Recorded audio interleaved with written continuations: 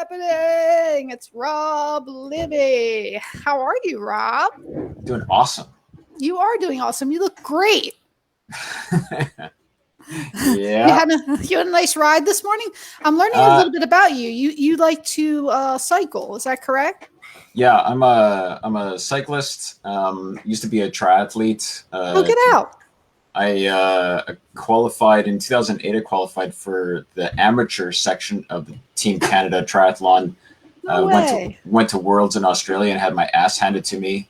But got to wear the red and the white, so that was awesome. Oh, that's but so yes, cool. For everybody that can see, being a cyclist, we have to deal with bees and wasps and bugs of all kinds. So I tend to wear a bit of a skull cap, and then my helmet's on top. So I have a very strategically placed. If you turn to the side, the other way, yes, then you can really capture it. That's awesome. So wait, now, I have some questions about this before we get into other stuff. So what is your favorite part of a triathlon? Are you a swimmer? Do you like the cycling? Obviously you're cycling. Or do you like to run or? I didn't really like swimming until I learned how to swim properly. Yes. Joined the swim club, and then once that happened, then swimming became very sort of effortless. But cycling is sort of what my body's built for. Running is also great. At one point I was able to go out and that was fairly easy. But yeah, cycling is the main thing, and it's been my main thing for rehab. Through any kind of injuries and stuff. So. Oh, that's amazing. So I would like to take a walk down memory lane and delve back into your younger years and how did you get started in the massage industry? I don't know if you and I ever covered that and kind of where you started and kind of what got you to where you are. So can you tell us a little bit about that so people get the history behind the magic in the making? Sure. My family is sort of a split between medicine on one side and police and military on the other side. Thank you for serving. So my patient interviews tend to be more interrogations than interviews. Because it's a very strong pull of the police interrogation side. But anyways, I had a couple of injuries as a high school student. Was seeing a chiropractor for treatment for those injuries, and he had a massage therapist in with him who was working. And I had thought about doing chiropractic because my uncle's a chiropractor, medicine's in the family, but my brain hadn't kicked in at that point, and science and numbers and medical terminology and going back and getting a degree in science was just, I couldn't even fathom that at that point. So I never thought about massage therapy. It hadn't even crossed my mind until I was talking with the RMT in his office, and she had told me about the education in British Columbia.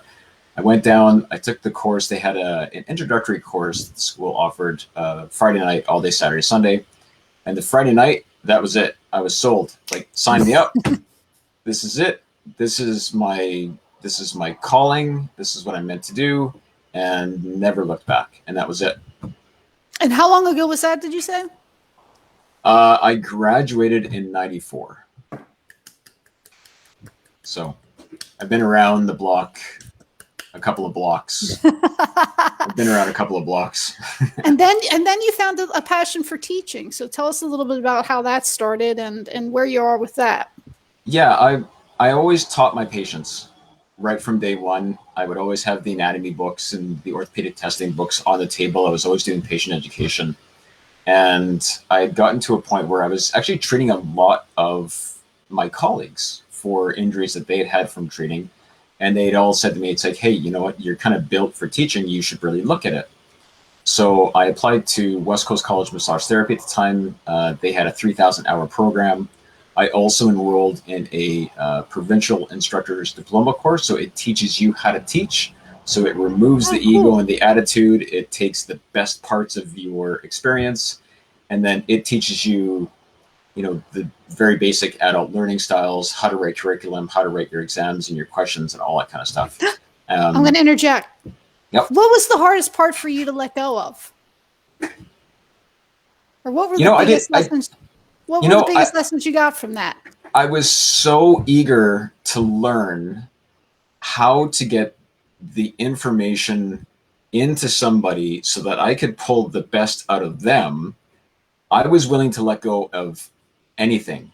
And who I had been paired with as a teacher's assistant, what I had seen, I didn't like, and it didn't resonate well with me. And I kept on thinking that there's got to be a better way to get the information across. So that's why I enrolled in. A number of my friends had enrolled into the instructor diploma course. I immediately enrolled in, and from the very first night, there was such a huge amount of amazing information that we got that it blew my mind. I started rewriting the curriculum for the course that I was teaching the very first night I was in the instructor diploma course, and I did that for 8 or 9 years. Every course that I was handed, I immediately started rewriting the curriculum in order to accommodate all the information we learned in the instructor diploma course. And And that's how I structure my courses, either online or live. Also, it's all based around the basic adult learning styles. Because if you just teach to the learning style that you learn from the most, which is your own, you're missing 3/4 of the room. mhm. And I have to say, just from my experience in working with you, that you are very open. So I just would like to throw that out there to anyone listening. This man is very open and very willing to learn and take feedback and share himself. So I just wanted to say that too, because that's something I've noticed about you, and it's a beautiful quality, I think. So we covered the military and the police side of things. Tell me a little bit about the medical side of things too, growing up for you. I know we're kind of jumping back to that, but I think it kind of wraps into all the teaching and everything you're doing now too. Yeah, my grandmother was a nurse. So she was a surgical nurse. She was a charge nurse running the hospital. My uncle is a chiropractor in Saskatchewan for the last 40 plus years. Another uncle of mine is one of Canada's top veterinary surgeons. Oh wow. When the University of Saskatoon veterinary couldn't figure out what to do with an animal, they would either fly him in or ship the animal to him. Um, Cousins are dentists and nurses and OTs and PTs, and yeah, it's just a strong pull.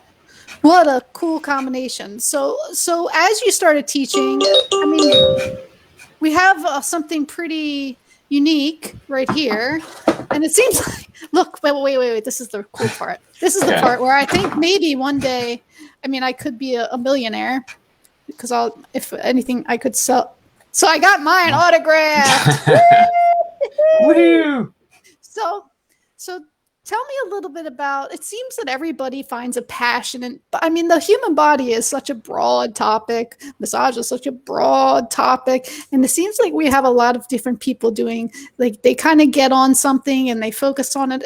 And tell us a little bit what you're up to, and tell us a little bit about your book. And then you, I think you're teaching tons of. Tell us everything. Tell us everything. Well, kind of like when we all get out of school, we think that what we learned in school is all you need to know, and that it's the best thing for everybody.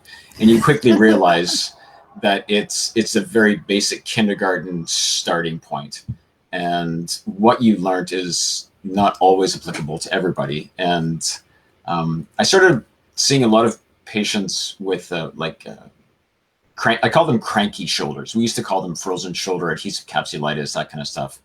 But I used to see a lot of cranky shoulders, and what I had been taught wasn't working, and in a number of different ways. And we know more now than we knew then about the pain science and your environment and your narratives and terminology, all that kind of stuff. We know all that stuff now, but back then we didn't.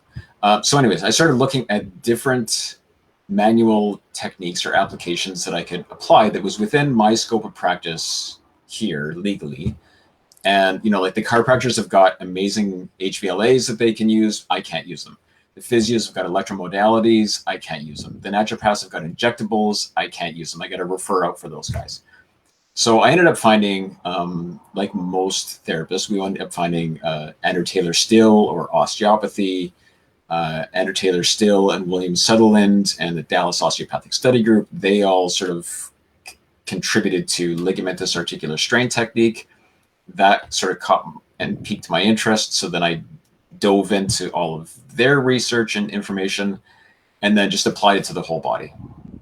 And I practiced that for probably a decade, just in my little four walls by myself, just, whittling away with my fingers, just like a little, watchmaker, whatever, right? And a lot of the clinicians that I was treating, they were like, what the hell is this? Like, this is awesome. This works. Like, I've never had this before. And it wasn't that I'm all fancy or anything. It was just that it was something different for their nervous system, and it worked. So that led into me developing the curriculum for the type of ligamentous articular strain that I teach.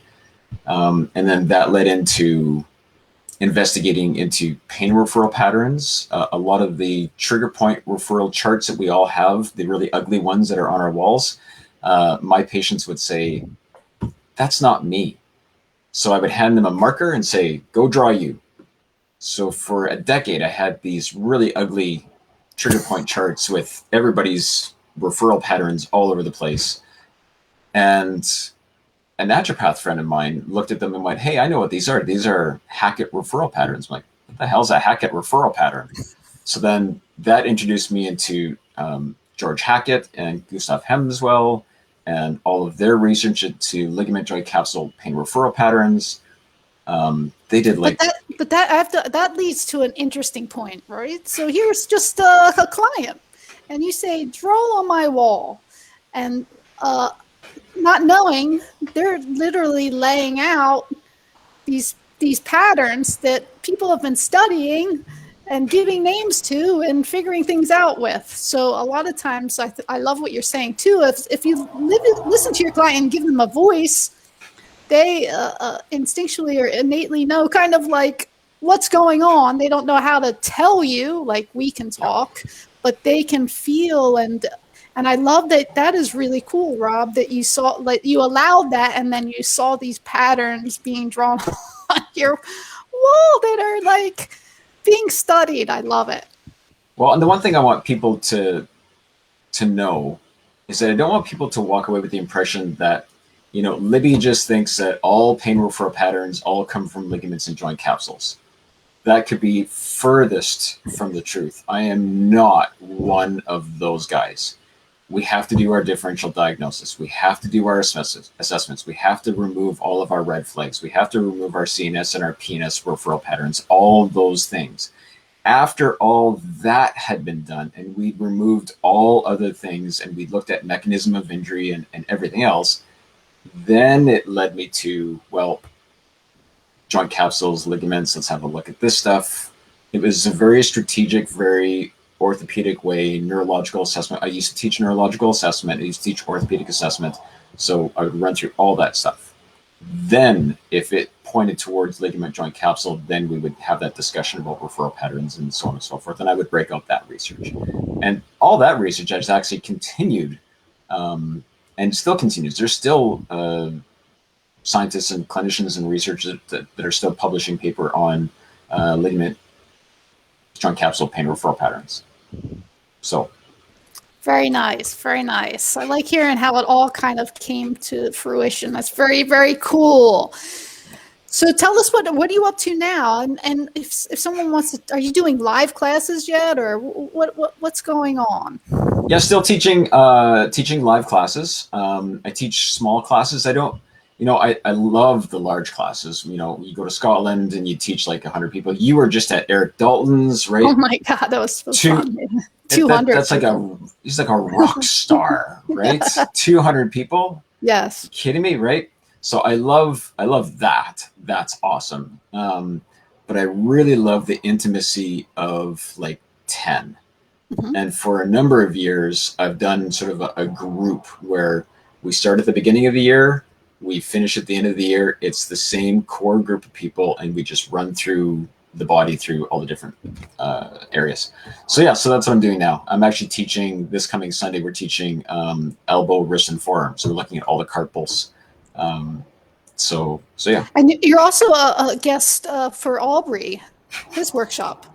Yeah, Aubrey's got a myoskeletal alignment course that he's doing, sort of a virtual and live combination, a hybrid class. And he contacted me last week and said, "Hey, look, I've got like 2 or 3 hours on the Saturday. Can you teach for 2 or 3 hours on elbow and hip?" I was like, sure. Let's go, right? Like 0 to 60. Let's go. Let's do it. That's So, awesome. say the PowerPoint's ready to go. The course manual is done. I've been testing out. Aubrey and I did a test run earlier this last week for cameras set up, and just to make sure that the information that we want to get across, the people are going to get the best quality of information and viewing that they can. So That's amazing. And then you'll also be joining us again for the Hip Jam coming up in October. You got your hip. Get the hip. You got your There hip it is. ready. I've already broken it. It's got a very nice. labral. It's got a labral tear to it. Well, I'm excited to work with you again, and I'm glad that I got a chance to catch up. And I have to say that this is very well put together. It's really quite a beautiful book, and I would highly recommend people checking it out. Can you see? Yes, now you can see. Check out Rob's book.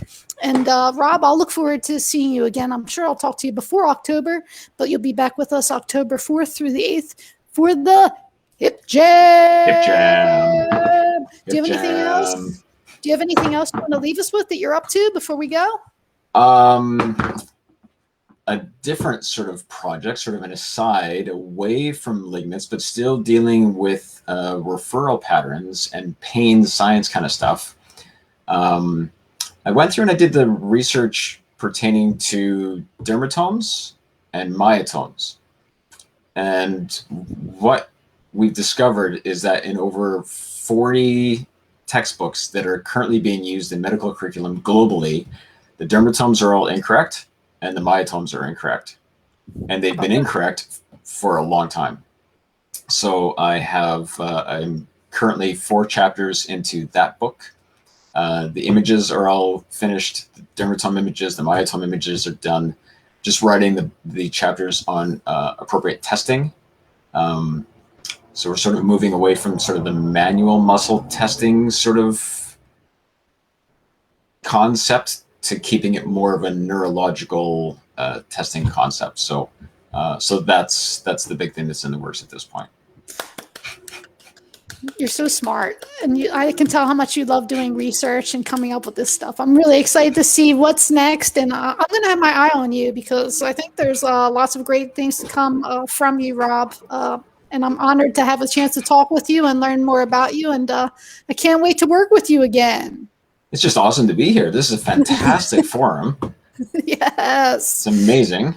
So we'll put up all your information so people can check out your stuff. And like I said, I'll talk to you before, but if not, I'll see you in October, man. Rob Libbey. Thank you, everyone, for joining us.